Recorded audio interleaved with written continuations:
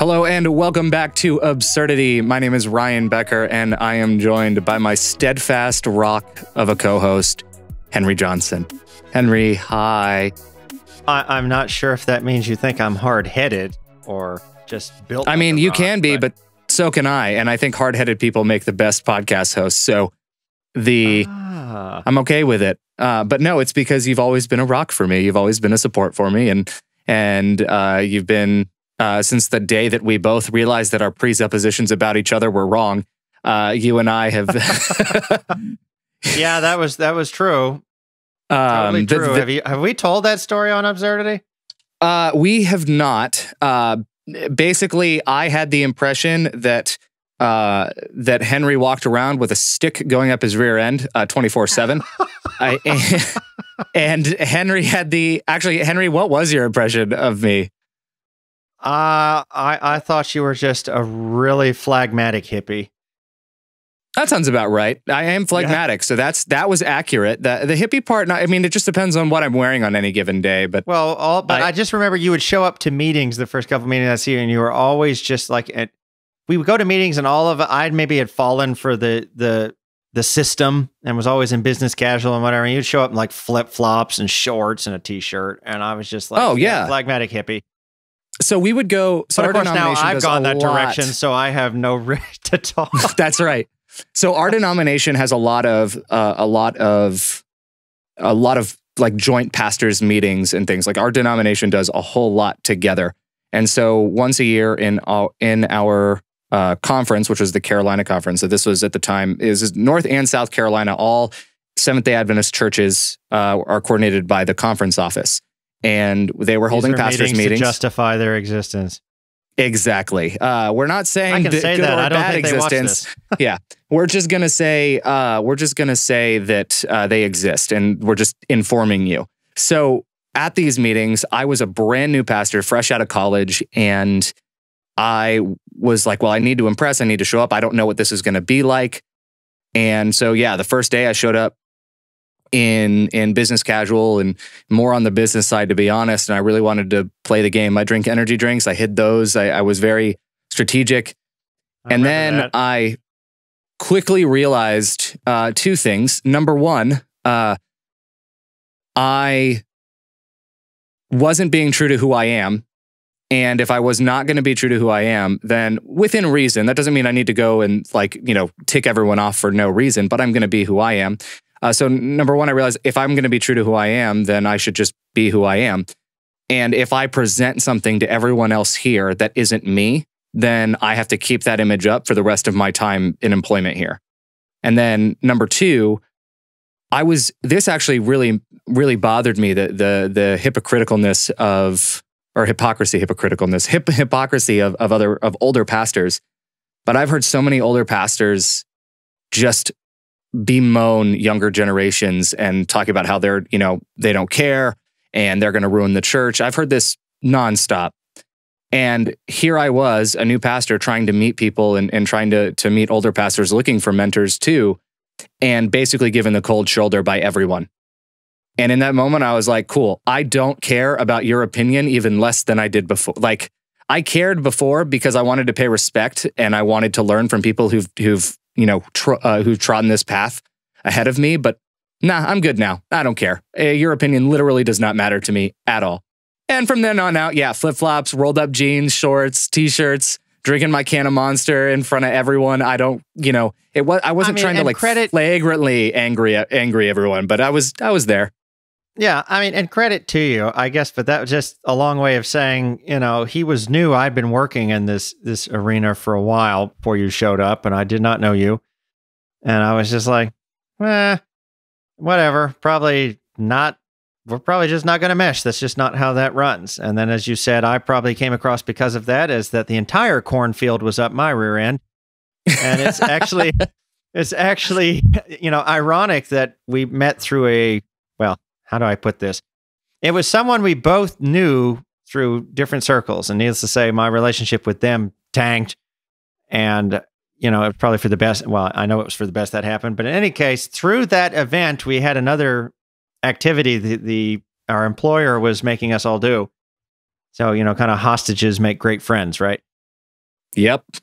Yeah. And so we basically, to save expenses, we were two single guys, and we're like, well, I guess since there's no other options, we'll just room together. And yep. that So we were opened roommates. us up to realize that, yeah, we were roommates. And it was in that brief moment we're like, wait, the other guy's not as so conceited he'd drown when it rained. And the other one's like, hey, wow, he's actually, I like his vibe. And so together, it's just, I'm someone who actually cares about something. Yes. Yeah. Well, I love it. Anyway, it's been beautiful ever since. Now we can't get rid of each other, nor would we want to. Correct. It's even my girlfriend, your wife, they understand that they come second to you and me together. And that's what's so important. And it's not true, by the way. That's 100% not true. Of course, our relationships are important to us. So just want to point that out. But Henry, But speaking of things that are important to us and things that are not held as important as they should be, people are like, oh yeah, we've missed them going on and on and on and not getting to the topic. Today we want to talk. Dun, dun, dun, dun. What do we want to talk about? We want to talk about objectification. I was going to say, you just said today we want to talk on a podcast. That was great. So I'm really glad that you finished that whole thing. But yes, we are talking about desexualization, and also objectification. Yes. Yep. It means that we kind of have to. You're also kind of we're assuming at a point that everyone understands what sexualization is too, but we want to talk a little bit more on the desexualization side, inspired by recent comments, and not from us, obviously, but recent comments. Not from us, from somebody you probably heard of more. Scarlett Johanssen and the outcoming of Black Widow, that I believe at the time we're recording this should be coming out in a week or so. I think it comes out. Yeah, because it's like July 10th or July 9th or something. 9. It's July 9, and that would make sense, the weekend. Yeah, it's about 8 days from now. Yes. And of course, it was delayed because of COVID, like so many things. But because of that delay, now interviews they did around it and the media tours and stuff are picking back up. And it was in the midst of those media tours that Scarlett Johansson made a couple comments about her character in the cinematic universe, the wider cinematic universe there, and leading up into Black Widow. And it caught our attention for sure. And so I'm just going to jump in and read the quote that made us start thinking about this and saying, yeah, we should talk about this. And so I'm reading this from, and we'll have the notes down in the show notes, or the links down in the show notes. And this is coming from collider.com. So I believe, there's press pools, like a lot of stuff, all the news you read. So there's usually one or two reporters that get the scoop, and then it gets disseminated throughout all of the different networks. So I did my best to try and figure out where the original source material was, and as best I could, although I'm open to being wrong, it was Collider that got this interview. And in any case, during the interview, they asked her a question about in their words, quote, a sort of sexualization of superheroes, end quote, and how she thought maybe that affected her character, Black Widow. And this, I'm just going to quote this directly. This was her actual response to that. So she said, quote, yeah, it definitely has changed. And I think part of that change was probably, it's hard because I'm inside it, but probably a lot of that is actually from me too. I'll be 35 years old and I'm a mom and my life is different. Obviously, 10 years have passed. I think she's referencing the 10 years of the Marvel Cinematic Universe they've been building. 10 years have passed and things have happened, and I have a much different, more evolved understanding of myself. As a woman, I'm in a different place in my life, and I have felt more forgiving of myself as a woman, and sometimes probably not enough. Side note, we're going to talk about that because I think that's hinting at some emotions she's had about this. Anyway, back to the quote. I am more accepting of myself, I think. All of that is related to that move away from the kind of hypersexualization of this character. And I mean, you look back at Iron Man 2, and while it was really fun and had a lot of great moments in it, the character is so sexualized, really talked about like she's a piece of something, like a possession or a thing or whatever, like a piece of ass, really. And Tony even refers to her as something like that at one point. What does he say? And then the interviewer responds, I want some, is what they say. Yeah, well, so I watched that clip. He actually says, I want one, I'm pretty sure. It was right when she's introduced, and she it blows him away and wrecks Happy in a sparring match in the ring, and then he's like, I want one as she leaves. All right. Yep. So he says, I want one. Now she's going to be going off this misquote of I want some, but yes. Anyway, so I'm going to just insert the correct statement. She continues, I want one. Yeah, at one point calls her a piece of meat, and maybe at that time that actually felt like a compliment. You know what I mean? Because my thinking was different. Maybe I even would have, my own self-worth was probably measured against that type of comment, or like a lot of young women, you come into your own and you understand your own self-worth. It's changing now. Now people, young girls, are getting a much more positive message, but it's been incredible to be a part of that shift and to be able to come out the other side and be part of that old story, but also progress, evolve. I think it's pretty cool, end quote.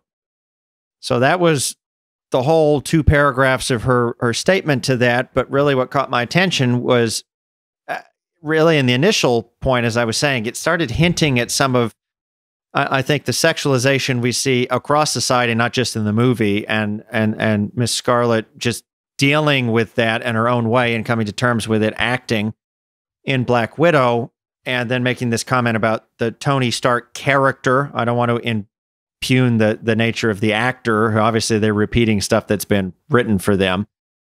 But at the same time, yeah, so she's saying she's trying to come to a new place in her life where she has more value in herself. She's more aware of her feelings, and she wants to kind of shift the narrative away from this hypersexualization of both her character and others. And so it was that comment that got us thinking about, yeah, the hypersexualization in society, in media, even in the church, I would add. And so we said, hey, this is absurd.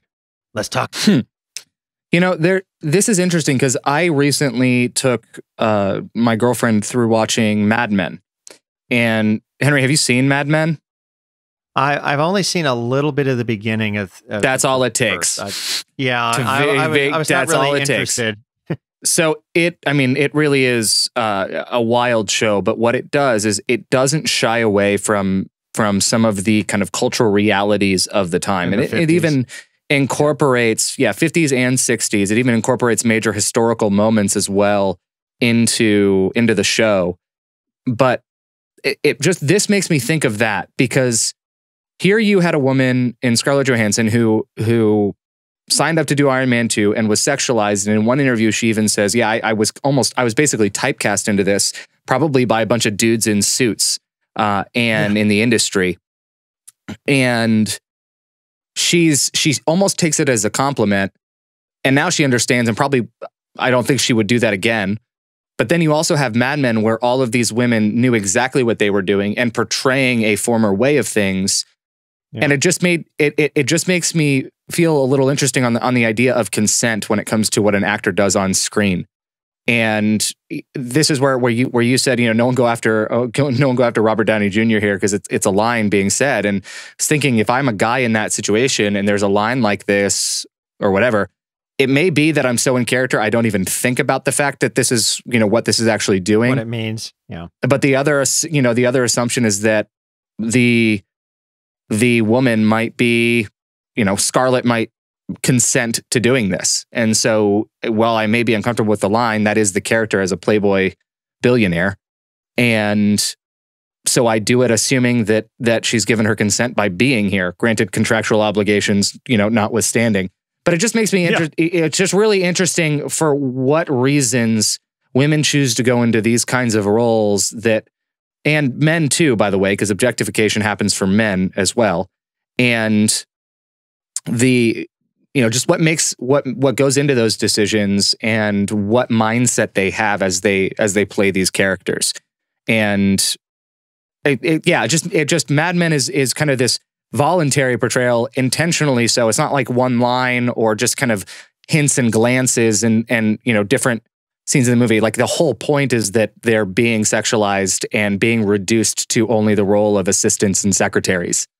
So that's... Yeah, and this might be a good time, too, because I could say something about, there's obviously consent. There's something to be said that even in this interview, Scarlett's making a comment more like she wants to be part of this shift. And so we don't know the mindset of the ladies going into Mad Men or whatever they think they're accomplishing with that. There could also be something to say about societal pressure that kind of is forced consent, which is an oxymoron. Yes. It's like, well, if I'm going to get in this industry and I'm going to do this, just put up with it for now. You read about this in some articles about ladies that have to do nude scenes, and then of course there's certain actresses that get a lot of credit now who just refused. Yep. Right. Or think of literally anyone that Harvey Weinstein has ever interacted with. Mercy. Yes. Trigger warning there. So, that makes me want to sneeze literally over that for some reason. I can feel it coming. I don't blame you. Don't blame me. But anyway, more than sneeze. But this brings up a good point where we should probably actually give a definition, a working definition for where we're going. And this is a definition I did not come up with. I'm going to say this is a definition directly out of the science realm, and it's something called objectification theory, which through our looking into this, apparently that's a theory that was really established in 1997 as far as an official terminology for this, but it's drawn off of studies from the 1990s. And so sexual objectification, we would call it sexualization, but in science, they're calling it sexual objectification. Here's the definition for us, and kind of what Ryan and I are playing with here that might be a poor choice of words in light of this topic, but what we're going to use to talk about it, and it is this. Sexual objectification is a form of body reductionism that occurs whenever a person is fragmented into a collection of sexual body parts or functions, is considered as a silent decoration, and is evaluated solely on the basis of his or her appearance. Now, that's the really scientific, wordy way. If I had to reword that, I would say sexualization is when a person is primarily looked at as sexual body parts are serving a sexual function, and therefore it's best if they're quiet and they're only judged on their appearance or the fulfillment of said sexual functions. That would probably be a more just clear way of saying that mumbo jumbo. But that's literally it. Somebody's judged only on their appearance. They are looked at as the fulfillment of a sexual need. And other than that, you would rather they just butt out of your life and be quiet. They're eye candy. They're a wall decoration. That's kind of what they were saying.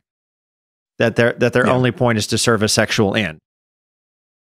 Yep. And what's interesting is that this is something I see this kind of this similarly to how people would view racism, which is that there's this prevailing belief that, it's not racist unless they said it's racist. And even then, we're not really sure, right? Even at one point, the head of the KKK said, "I'm not a racist."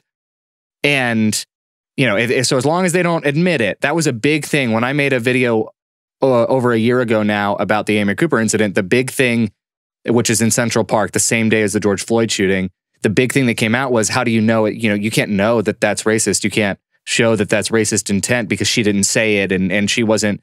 And it's one of those things that's like, if it talks like a duck and walks like a duck, then it's definitely a duck.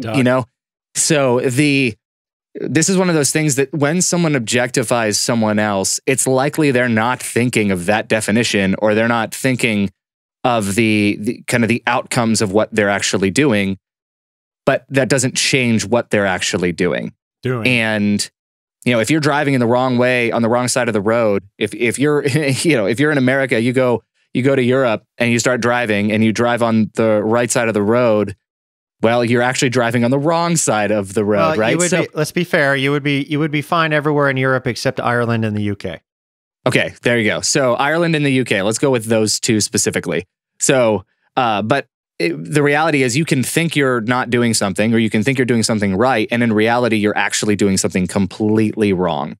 And this is one of those things where this tends to be a sinister internal thing, and it is really bad on places like Reddit or on social media in general that has any sort of anonymity involved, because the second people find out that someone's a girl, suddenly their inbox is flooded, just absolutely flooded with inappropriate messages, inappropriate pictures, inappropriate requests, you name it. And it doesn't happen to every girl, but it happens to quite a lot of them.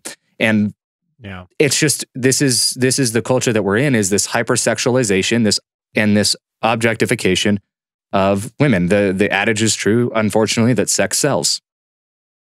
Actually, it's not, though we think it is.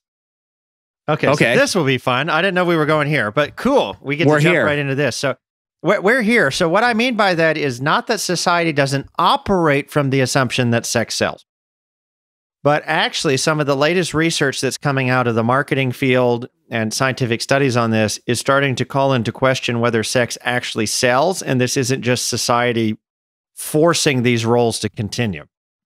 Now, by that, what I mean is, let's talk about, first of all, that assumption that sex sells, because that is true. And the American Psychological Association, working with Wesleyan University, researchers at Wesleyan University, found on average that across 58 different magazines, they were just using print as proof of this right now, but we can see it in television and other things, 51.8% of the advertisements that featured women portrayed them primarily as sex objects. Now, if the women appeared in advertisements in men's magazines, that went all the way up to 76%. Duh. That would not probably surprise anyone. But this idea that sex sells is true in the way that people are approaching marketing and media. That adage is true in our mind. So then they decided they spent several years doing a study in Italy that came out in 2020, right before COVID hit, I believe. And they went to Italy and they decided, let's test this actually, scientifically on men and women and see, does sex sell? Because they were starting to notice that men were starting to catch up as being objectified even in advertising. You're starting to see a lot more muscular underwear men and bronzed whatever. And they were starting to say, okay, now...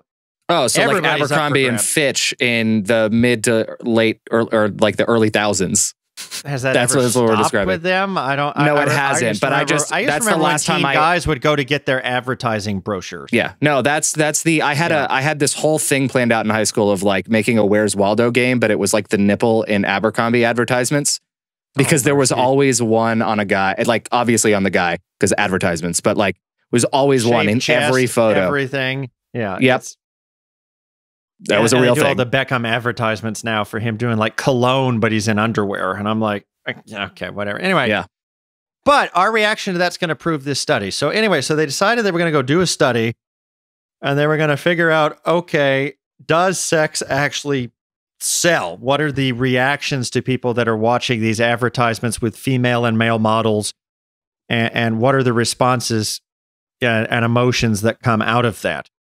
All right, so they went there, and this was, I'm trying to see, again, I only have the names of the researchers because I went to the actual paper that they published, and we'll have a link to this study in the show notes for sure. But it looks like three ladies and one guy were the researchers, so that's just, I don't know if that matters, but it's just interesting. And they did four studies on this to try and see. Now I'm going to scroll down right here to the first thing that's going to be interesting. So they were looking at, first of all, let's tell them what they were looking at. And they chose Italy for this reason. First of all, 81.27% of women in advertising in Italy, they found, were depicted as models, sexually available, or pre-orgasmic. They were either used as a decoration or fragmented into body parts, so kind of along with our definition. So apparently, and I've not been watching Italian media to back this up, but I'm just going, the researchers chose Italy because they believed that was one of the media environments where this was most obviously being done in media, the objectification and sexualization of women. And so they said, okay, well, this would be a good place to start. So they went in and started looking at this, and they compared ads in each of these four studies at different levels of sexualization. So they would start with ones that were fully dressed, but hinting at something. Then they would move to partly dressed. And then apparently in Italy, another reason they did the study here is there are some advertisements in Italy where they can be fully nude. Oh. Whereas in the United States, our media regulatory environment is such that nudity is not something that's particularly allowed in commercials per se. And I can back this up. I don't know about Italy, but I know that when I was living in the Czech Republic, I remember as an American, one of the first things that threw me off when I moved there was they had billboards. I don't know if they did it so much on TV because I didn't watch a lot of it there, but they had billboards where you would see an entire nude woman, and it took you a second to figure out what is the product they're selling, because it would just be like a pinup lady there, and it might be a little bottle of glue or something down by her foot. And you're just like, I would not have initially saw that and thought, I got to buy glue, other than to glue my eyelids shut from what I just saw. So you're saying she wasn't attractive? No, I'm just kidding. Wow. Okay, that goes to the sexualization thing, but it shouldn't matter whether she's attractive or not, Ryan. Right? It should matter. So, there's this nude woman on a billboard. This is the point. So I actually should apologize for that. So I'm going to, because this is how ingrained it is, that it's so easy to make a comment or a joke and not even think twice about it. So Henry, actually, thank you. I'm leaving this in the episode, but I should not have made that comment. Absolutely. And I thought more about the quick, but this is where it just comes in. Like, it just happens. Yeah. And to be fair to you, I easily could have been the one doing this, and we could have done it in reverse, because I'm sure there'll be some point in this I'm going to say something not even thinking about it, which isn't an excuse. We're holding each other accountable, so hold me accountable when I do the same, I'm sure, at some point as we're going through this, because a lot of it's now ingrained subconsciously because society this is stuff that is pushing this. This is stuff that you and I have talked about before. This is stuff that we've handled on this show for years. This is stuff that I have made it a point to bring up and try and get better at. And even on a podcast with a bunch of listeners, like, I still can fall into that old habit very, very easily. It is just and part of that for me, this is what's interesting, is the impulsiveness that comes with my ADHD, that sometimes I have a hard time not saying something if it came to my mind. And it's just a reality. This is part of the thing that we have to unlearn and undo. And that's why I'm really glad, Henry, that you confronted it immediately. Because I actually it didn't click in my head until you said what you did. Yeah. Well, and that's why we're here. It's absurd, but the absurdity starts with us. We got to work through it. So now let's talk about, moving on from that, what the researchers found pretty absurd in this study, because they worked from a hypothesis that they were going to find this sexualization really increased sales and everything else. And here's what they found across the 4 studies. I'm jumping, of course, down to their general discussion of the results, but in the link that we will have there, you can go, and it's scientifically presented. You can go in depth about all their hypotheses and formulas in each study and what they were doing and how many people they were studying. But here's basically the top line results. So first, across the 4 studies, they found surprisingly that women were less attracted towards products and had lower purchase intentions when they were presented with sexualized models versus neutral ads. And that's not just they were negatively reacting to women being sexualized in something, but when they watched, media that had men sexualized in it, it was still consistent. They had lower intentions to buy the product, and they had a negative emotional reaction to the ad. So at least their first thought was like, okay, so women at least must not be too responsive to sexualization in media. But they said, well, surely in our next study, men, clearly it's all targeted to men anyway. So their hypothesis then changed to, well, advertising must just not be generated towards women, at least in the sexualization aspect. There are media that's targeted that, but they said sexualization is probably not a good go from that. Well, then they went to the men, and they were actually rather shocked about how that turned out as well. While there was more hostile sexism that could develop in the men watching this, and by hostile sexism they mean subconsciously, however the man responded to the study or not, he was forming a negative view of the role of women, period. And so therefore it's going to impact how he interacts with women. So this is a side note that they started studying and said, actually, no matter what their emotional response is at the time of the ad, sexualized advertisement increased men's hostility towards women subconsciously. So this is a fascinating thing that they said they wanted to do more studies on, but it's beyond the scope of the study. So apparently, whether you buy the product or not, or whether the advertisement increases our desire for the product or not, it increases our hostility towards women in general. Yeah, because they're being because they're being used to, it just reinforces the stereotypes that exist about women, and reinforces I think the adage is true, you're right, in the assumption or in the culture of sex sells. So when I see an advertisement that I may not want to respond to, or I may not like responding to, right? I see it, I'm disgusted by it, and I click away. which is something I very much had to do for a long time, was like actively kind of turn away from this stuff. But there's also the acceptance of like other people will buy this, and I assume I'm different from everyone else. So I just think it's not for me, but I understand, or assume that reality. It doesn't it doesn't do anything for my opinion of the woman, but it does. It's why we don't see any hostility or as much hostility towards the actual advertisement itself. And it manifests itself in the sexism instead. Yes. We just kind of assume that there's a market, so we don't do anything about it. It's just kind of it's assumed reality that we just kind of live with instead of actually fighting to do something about it. Right. So now let's do the men part real quick, and then we can just discuss this. I think we'll have gotten enough out of this. Here's another interesting find that they found. One last thing about women transferring into men. So they did find that the sexualization of women in media not only had the negative reaction emotionally for women and a lack of their desire to purchase the product, whether it was men or female models that were in the ad, but probably a shocker to no one, especially any of our female viewers, if they saw women's bodies, sexualized or not, the amount of people, the amount of satisfaction with their own physique that women experienced plummeted in the advertisement. And this lines up with a Dove Self-Esteem Project that found only 11% of girls worldwide who watch this media would call themselves beautiful. That 6 in 10 girls avoid participating in life activities because concerns of the way they look versus models on television. And then 3 statistics I thought were really sad. 1/3 of all 6-year-olds in Japan, this is 6 years old, 1/3 of 6-year-olds in Japan experience low body confidence thanks to media. Australian girls list body image as one of their top 3 worries in life. And 81% of 10-year-old girls in the US say they're afraid of being fat. Yep.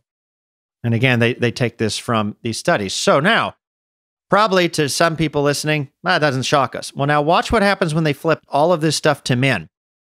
So obviously, this doesn't surprise me, actually. Studies with the sexualization of men in advertising show that men reacted emotionally negative to an advertisement with a man being sexualized in it. Okay? Probably doesn't surprise us. However, in direct correlation with the females and their study, they found out that the sexualization of men, and particularly those that showed some sort of studded male model or a bare-chested model that had, a lot more of definition muscularly, they found a direct correlation to men, right, feeling an extremely negative response to the hypermuscularized men, and the overall men's satisfaction in their body plummeted at almost the same rate as women. Wow. Which I wouldn't have thought of because I've seen some of these advertisements and just been like, I don't need to see David Beckham, in underwear. Bleh. I don't need whatever. But now it's got me double thinking, like, have I walked away from that advertisement sitting here like, I'm a flabby chested, whatever, it made me start thinking. I was like, well, maybe that is impacting me negatively. Well, and I wonder if it's an aggregate impact, right? Like it happens over time and it's just something that you don't necessarily connect to. Like you don't connect the emotions to the experience, but it is something that influences you over time when you're inundating your mind with one thing, and then you're faced days, weeks, months, years later with a situation where those feelings come into play. Right, and I would have to get more into these 70 pages of this study to figure that out, but that's beyond the scope of this. So the final line item, because I'm just taking forever to get through this, they also found that when men saw sexualized advertisements with women, while they had increased sexual arousal, which means men watching it, we get some sort of sexual arousal at some state that occurs pretty much across the board. They found out that a man's desire to purchase said product was neutral at best, which means we didn't care one way or the other. Right. And that at times, while there was not much of a negative feeling towards the item in effect, it still did not increase any sort of desire to purchase it. And again, the two main things that came out of it had nothing to do with the product. It was increased sexual arousal and an increased sexual hostility towards women. So basically, in short, the line item is we're no more interested in purchasing the product than before we saw the semi-nude woman or woman sexually suggesting something, but we are much more aroused and have much more distaste for women. So the product hasn't been sold at all. It's just, in fact, our mind is now somewhere else. I'm not even thinking about whatever product you were selling. Apparently, as a whole, at best, we're neutral. And if ladies are watching it, they don't want to buy it at all. They're just negative towards it. And if it's a guy on it, again, we're not thinking about the product. We're not thinking, I guess, that we suck. So along the lines, that was a fancy way of saying sex isn't apparently selling anything as far as a product, or at least the product the companies think they're selling. Well, and that's it goes back to something that when we had Tyler Patrick on the show, he had mentioned, which is that all marketing starts from the place that you are not enough. We are convincing you that your life is not complete without this thing, that you need this to feel whole or you need this to feel better. And I can't do something that makes you feel better if you don't feel bad. If I don't paint some picture of, in marketing, this is also called poking the bear, where you introduce the problem and then you poke it and you make it worse. You amplify what the problem is. To it. Correct. And then you dive in. Now, this is a dangerous ethical game to play because on occasion, there is a good reason to market things. Like there is something to be said about the neutral observation that, something is not enough right now, right? If you wanted to market a climate change solution, that makes sense, right?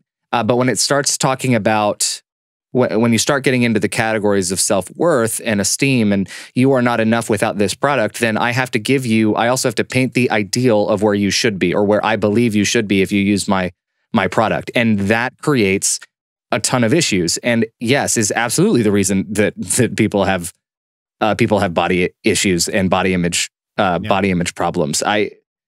Between that and here's my thing. I think part of this, so Scarlett Johansson had said my own self-worth was probably measured against that type of comment, like a lot of young women. And the reality for a lot of women is that they're told that you do have to have those compliments. You do have to dress for those, or like your worth is only in what your physical body can provide to your significant other. And I do believe that translates into lesbian, bisexual relationships as well. But they're told that over and over and over again. And so they believe that they have to do these things. And if they don't have these, then they aren't enough. And so then they're willing to do things that they shouldn't have done. They give consent to things where they normally wouldn't because they just believe that that's what they're supposed to do. And it gets ingrained by mothers, it gets ingrained by fathers, it gets ingrained by significant others and, brothers, older sisters, mentors. I mean, you name it. It's everywhere that your self-worth is determined by, or your worth is determined by what your body can provide for other people. And it's gross. So it doesn't even have to come from the advertising. It comes from just the way that we've kind of built culture and sustained it for this way for basically all of history. Well, yeah, among other things. And then, as I said, the thing that was kind of jumping out at me in this study overall is that, like you said, it's a dangerous game to play. They're going at it saying like, hey, kind of in a misunderstanding of Freudian science, as they would say, because that's a discussion for another time, how this marketing switched. Because you'll see a lot of marketing in the 40s and 50s that are like, this bar of soap is more effective than that bar of soap, so use it for a clean wash, kind of thing. Yeah.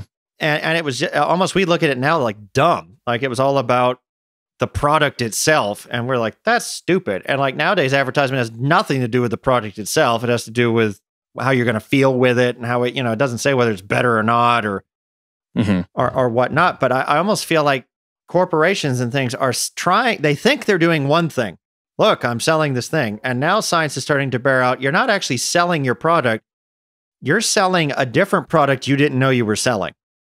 Right? You're selling this kind of culture that is actually just creating a mass culture. This kind of goes back to our interview again, a mass culture of shame And so the only thing they're accomplishing is doing the part of making everybody feel insecure and irrelevant and not complete. But they can't convince anybody to buy their product to fix it. So we just all end in the hole. Now, I'm very curious about something, and I want to dig into that study to see. Not anything I can confirm here, but I do wonder what the overlap is between the advertising target audience and the people the participants of the study. Because I'd be really interested to see in some of those advertisements what the actual return on investment for those marketing tactics actually is for these companies that keep doing it. Because the bottom line is, there is if you're saying 10% of a group is going to do this, well, if 10% of a group is going to do this, but I'm actually aiming for a subgroup within that 10%, then really it's only 1%, but I only need all of that 1% and their marketing dollars in order to get, and all of their income, disposable income to, make my sales and to hit my bottom line. So I'd be really interested. I'd be interested to see the overlap. Yeah, and that's beyond the scope of today, although you will have access to it as well in the show notes. But, dig into the 70 pages. I will admit. Because I'm the one who creates the show notes, so I will definitely have access. So you will definitely have access to it, and you can get into the, I'll be honest, I was staying more on the top lines. They have pages of each study and what they were doing, and I'm sure it would answer that, but that was kind of beyond me going like, I don't need that right now. No. But I love... But yeah. I love that Scarlett Johansson talked about being a part of the evolution of the story and actually coming out the other side. I think she did position herself as a role model for younger women in that first Iron Man for a lot of girls that saw that movie or saw, you see a awesome female heroine who can kick butt and take names, right? Like you've got someone who's really strong, and over the course of 10 years growing up with the Marvel universe, you see that woman become less and less sexualized and more just, I think at one point she said that her character was now defined by vulnerability instead of sexualization. And that, I think you can see that completely in Endgame, Infinity War Endgame. And it's just so... What's really cool is that she gets to lead by example in that, and that even through a character that someone else wrote, you can see her own growth as a woman and how she portrays that character. And I just think that's really cool. And I think that's a journey that we have to figure out how to model better too. So we both have to do better at affirming value from the get-go. But for people who are already in the position of doubting their self-worth and of being in this low self-image and low body image position, we also need to model what the journey out of that really looks like. And we need to celebrate those moments too, I think. And same for men. It's just that it's not that I want to not talk about, correct. It's not that I don't want to talk about men. It's that, it's just that this has been happening to women a lot more. It's so easy to be like, now let's talk about men because we're men. And it's like, well, yes. Once again, women have been left behind. Correct. That was, So I just think it's important that we celebrate those moments where we see that evolution happening. And I think that's a great example to point to. And I'm really glad that Scarlett Johansson has taken kind of taken the platform that she has to highlight this kind of growth. Yes. And I think we would be amiss if we didn't even spend a couple minutes talking about the fact this isn't just advertising and wider society. This is also in religion. And in the church, and I would argue that society is reflecting values, if you want to call them that the church foisted upon society. I mean, if you talk about the hypersexualization of women in the media and all that, and it's easy as people of faith to point and be like, yeah, look at Cheetos and Coke and whoever did all this stuff.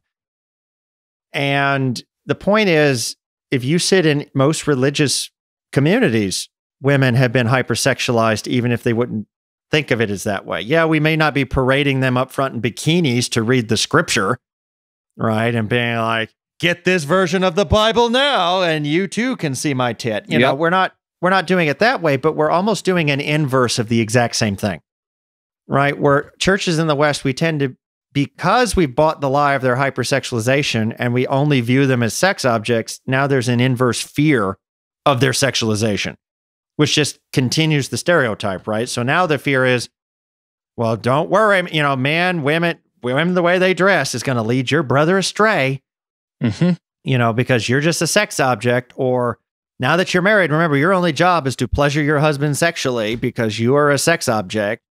Or, because women did XYZ, now their only point is to submit to their husbands and have sex and raise kids. And it's like so much of what's happening, even in religion, at its core is admitting, or at least affirming, the societal narrative that women are just sex objects.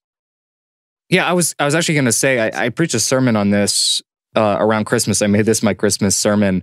I know I even prefaced by saying that this is the one time a year we normally talk about the women, and we are, but I want to. Mary, did you know? I really wanted to talk about.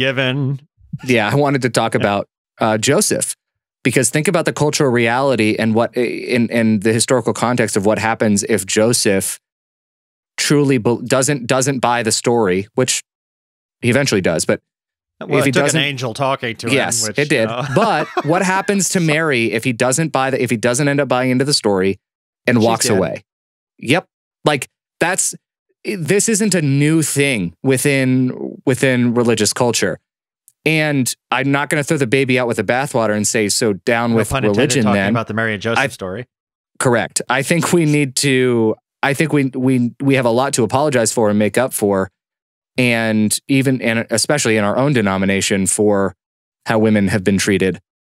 And I like I said, I don't think it's reason to throw out the baby with the bathwater, but this is something that has kind of plagued all of human history, both inside and outside of the church. So there's no high ground that we get to claim as Christians in this area. If anything, we've been a major part of perpetuating it for as long as it's gone on. Well, we have. We were warned about it. We've mentioned this a couple of times. We were warned about it in Genesis 3. Not turning it into a Bible study, but when selfishness entered the human experience, it becomes might makes right, survival of the fittest, like Darwinian evolution. And the statement is, if it's might makes right, 96% of the time, you put a man and a woman together, which one is physically stronger? This is not a statement against women biologically or anything else. And there are some women that could snap me in half with their pinkies. But I'm just saying, right, as a whole, it tends to be men. And so I like to say one of the oldest injustice in the Bible is how men treat women. It starts at the beginning. I mean, you don't even have to go into the next chapter when now a guy named Lamech takes 2 women as his wife, right? And I don't think they had any say in the matter, right? So there's this idea that immediately women are subjugated or put down or devalued or are used as sex objects. I mean, how many people in the Bible were always like, well, their job is to give me an heir, so I'm going to sleep with all of them. It started at the beginning, and it started with religious folk. And I don't think, like you said, that doesn't mean I'm going to throw religion out. It just means I need to recognize that. Well, actually, I want to rephrase that. I don't mind throwing religion out. I mind throwing out, the scriptural narrative. I don't want to throw that out at the same time, and we need to hold religion accountable for that. We have been, long before media changed, we were preaching these theologies before Freud ever came onto the scene. So, No, I the only reason I say not throwing religion out is because there's a lot of people that are quite antagonistic toward religion that would say that what you said is there's no differentiation. If someone believes in the scriptures or the scriptural narrative, then they're inherently religious, which is, it is what it is. But that's why I just said that I want to be clear there that yes, I believe there is a distinction between the two, and especially between institutionalized religion that seeks political power and seeks the subjugation of others actively. Versus just, belief in the scriptures, following God or following, whatever one believes to be God. Just wanted to touch on that. But I think this is an area that, because it is so ingrained, we've seen it in this episode already coming up. There's a lot that we need to do in the realm of improvement. And I guess the first place to start is I always like to say that there's no systemic change that can happen without first individual change. That systemic change is actually the kind of result of an aggregate number of individual changes or changes happening in individuals that lead us there. And this is something that does start on the heart level, and I think does start on the relational level. And I'm grateful for Henry and my friendship where, you and I can call each other out immediately when one of us makes an inappropriate joke or comment, and we're fine. We can keep talking, and we know what happened. We aren't shying away from it necessarily, but I'm not mad at you for my wrongdoing, right? And I think we need to focus on investing in relationships to make them strong enough to have those moments, to be able to have friends and loved ones close to you that can call you out whenever you enter a blind spot. I think that's massively important to help you identify what your blind spots are. And that doesn't happen unless you know that it's, I don't call that out in someone unless I know it's safe to do so, unless I have their permission to do so. That's something that is, I think we see it with celebrities on the grand scale or like on Twitter or social media, because inherently you are giving permission by being public about it. You are inviting discourse back at you. And when you do something publicly, it ends up inviting public response. So I think that's a little bit different. But I think on the personal level, I think having those meaningful friendships where both of us know what our goals are and where we're wanting to be, and which allows us to hold each other accountable in the moments where we fall short of that.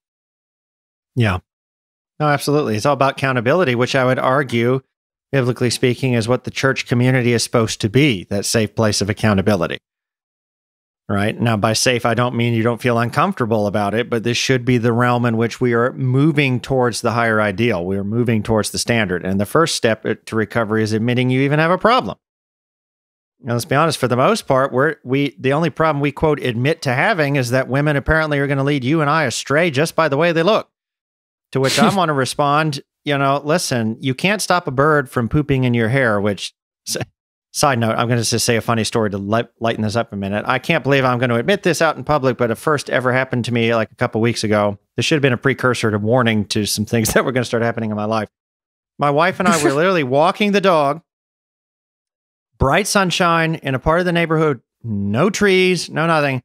We were walking, and all of a sudden, I thought a bug had just hit me in the back of my head because I felt this thump right in the back of my head. And so I put my hand up to swat it away. And as I went to swat it away, I felt something wet on my hand, and I pulled it back, and a bird had taken a dump in my hair. I mean, I assumed flying overhead somewhere, and they just went. And of all the improbable mathematical equations, it managed to hit me in the head. I was humiliated. And then my wife was even more humiliated when she watched me kneel down and start wiping my head like a dog on the grass of the lawn we were near. I love that. Just the idea of like, a bird pooped on my head. I must kneel. I must bow. I know what you were actually doing, but I just love that's what first came to my head was I must bow before this bird with impeccable aim. Very specific, impeccable aim. Almighty eagle of the sky, whatever, But I love it. But anyway, so here's the thing. I couldn't prevent, this is the point I'm going to, I couldn't prevent the bird from hitting me in the head, apparently. However, if that bird had all of a sudden appeared at that moment and then landed on my head and started making a nest, I definitely would have had some say in preventing that from happening. And I feel like, the church and society have missed this, where they think a woman walked by and she looks a certain way. Yep. So now I've nested in sin. Okay. Yeah. I had a lot of choices along the way before I even got to that point. And why is it the woman's fault that I react in a certain way? I mean, it's just like, again, it's just taking the blame away from is the woman telling me what to think? No. Is the woman telling me what to do? No. So why is it all of a sudden her fault that I start dwelling on something, right? It's just, that's just, we need to admit the problem isn't the woman, it's the person responding to her. Yeah. I'm not saying this is a major point in working with desexualization. This is a major point of purity culture, which is to stop making yourself the victim when you were the offender. It is not someone else's fault that you did what you did or that you thought what you thought. It might be someone else's fault for teaching you that that was okay to do. But at some point, it becomes your responsibility. I've told this story before. I know you and I will always advocate for therapy and going to counseling regularly. But there was a time, I was about 8 years ago now, where I went to counseling. And I think you know this story, where I was going specifically because I wanted to address my pornography addiction. And at the time, I didn't realize that you have to deal with what's underneath first, not necessarily like that it's a manifestation of other things. No pun intended. Correct. And so I was going to this kind of hellfire and brimstone therapist because I wanted to go to a Christian counselor, and closest one I could find that wasn't tied to. Yep. And I was a student going into pastoral ministry, so I didn't want to deal with it within my denomination for obvious reasons. So I go to him, and about 2 or 3 sessions in, he tells me, Ryan, I just want you to know that this is not your fault that you're addicted. And then he goes in to tell me that my dad, who died 10 and a half years ago now, almost 11 years ago from this point, but in the story, it was just about 5 years or so, or however long. He tells me, yeah, this is your dad's fault. This is your dad's failure, and this is not on you. And your dad will face judgment, or is facing judgment before God for allowing this to happen to you. My dad didn't even know about it. Number one, really, he did actually try to deal with it when he did find out about it, and I was kind of caught one time, and like he was very, very aware of it. And no, I was 21 at the time. Like, it's on me, dude. Like, what? How are you gonna pin this on a guy who's not even here to defend himself and whom you've never met? This isn't on him. At some point, I'm an adult, responsible for my own decisions. This is on me. And it shocked me that I was so stunned by that comment. I froze up. I was just so taken off guard.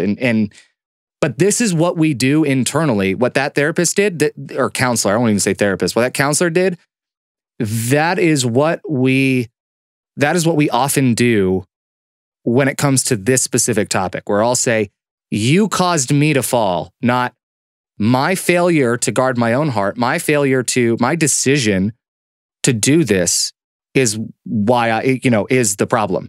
Not I, and I did this, not you did this to me. Right. And I would point out to people of religious background, particularly Christians, please remember that as soon as sin, iniquity, evil, whatever you want to define it as, entered the human experience, one of the very first things that happened was the man threw the woman under the bus for his action. Yep. Very first thing that happens. The very first thing, God's like, where are you? He's like, well, the woman you made. Right. I mean, this is nothing new under the sun. And I'm not saying women can't be guilty of certain things, but you just need to double check yourself if your first gut instinct is to show grace to one individual, but the moment a woman's involved, now she's guilty. Yeah.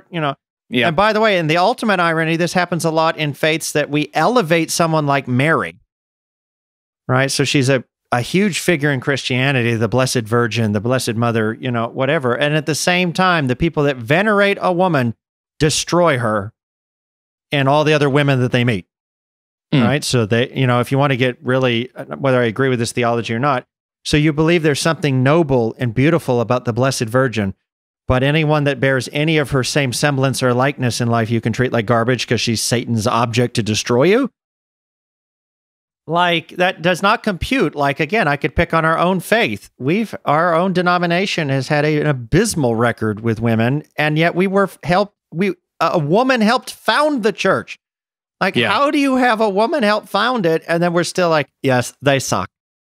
Like, just humanity, if left to ourselves, we can be really dumb. Yep. And we often are really dumb. That's just the reality of it. So I do want to kind of send us off here. And once again, I really want to make it clear. I don't know if I actually said the words. And I think when apologizing, in the world of apologies and forgiveness, it's important to say. So I am sorry for the comments I made earlier in this episode. I want to make sure that that is explicitly said here, because I think that's important in any apology that you do that.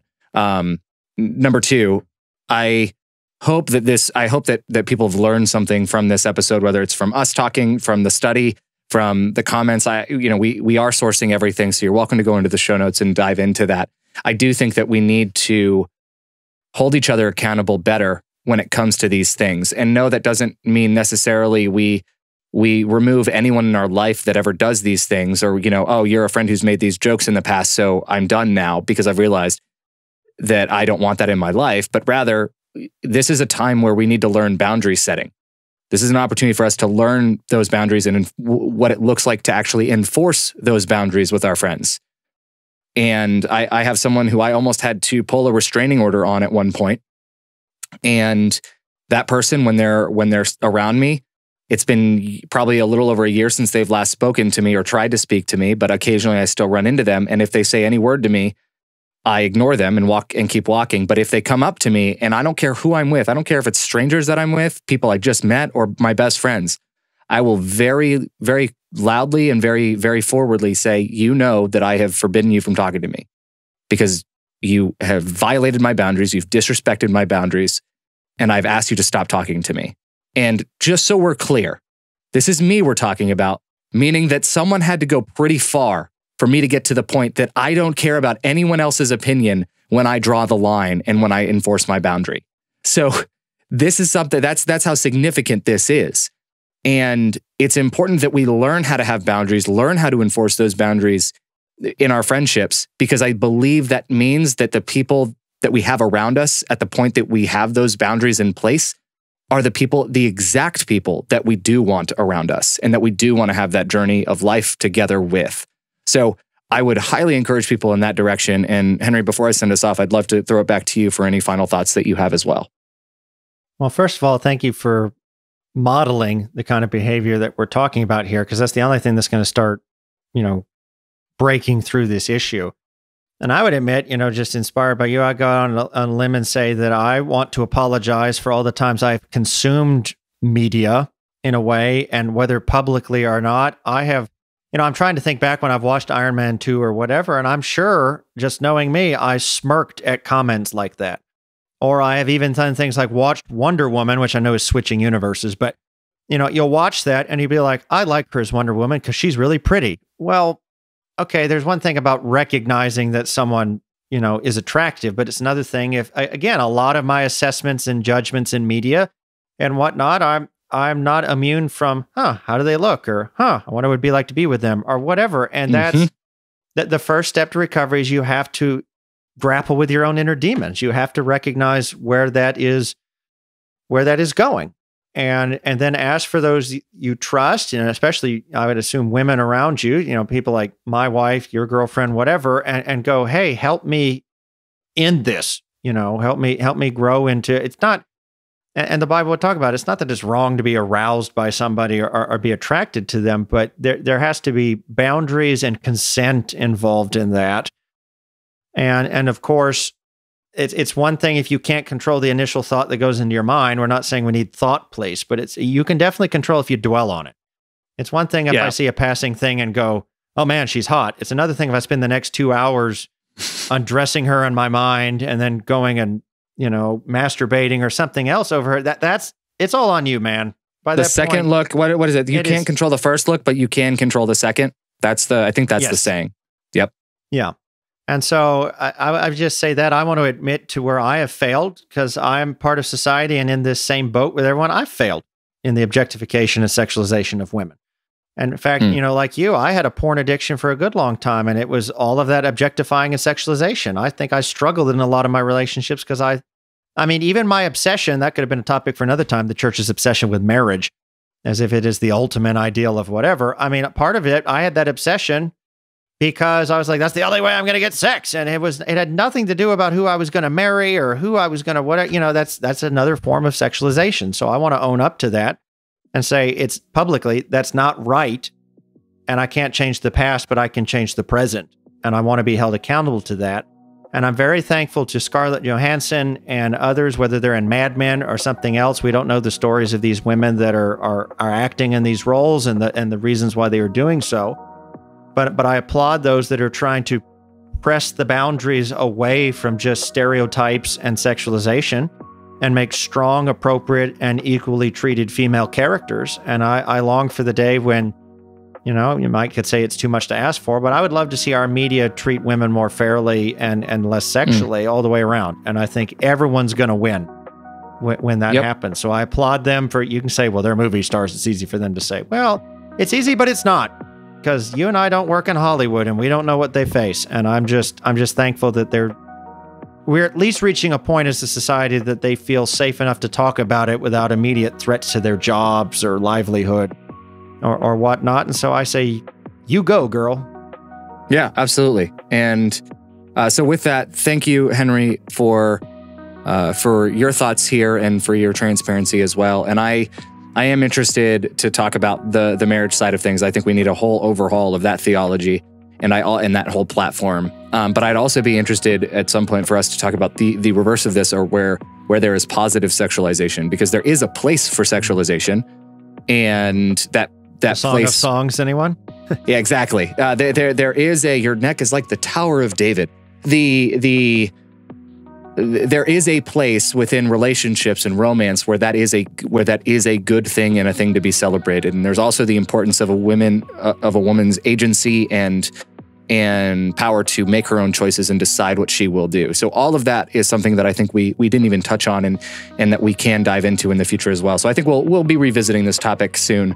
But with that, everyone, thank you so much for listening. Go check out Pod Mentoring if you are looking for podcast coaching and want to take your podcast to the next level or start it up. There's a link in the show notes for that. That is my podcast mentoring service that I do.